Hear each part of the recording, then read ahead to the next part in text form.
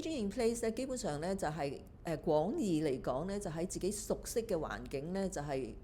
老去。因為咧，我哋其實人越老咧，係越想咧喺自己熟悉嘅環境嗰度活動嘅，即係去到一啲陌生嘅地方，我哋會有啲恐懼咁樣嘅。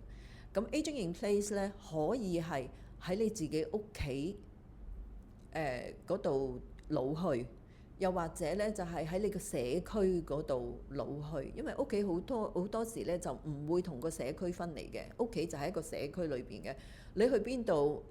邊個街市買嘢，你去邊個車站嗰度搭車，呢啲咧全部咧都係嗰個社區一個熟習嘅社區，俾一個長者咧一個好大嘅安全感嘅。咁又或者咧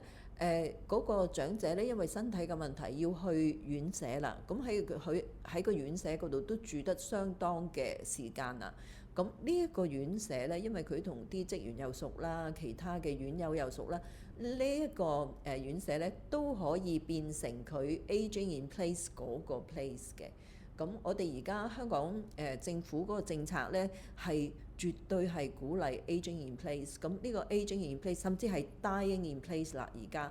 咁嗰個 in place 嗰個 place 咧就可以係自己屋企啦，屋企人嘅屋企啦，又或者係呢個佢住開嗰個院舍都得嘅。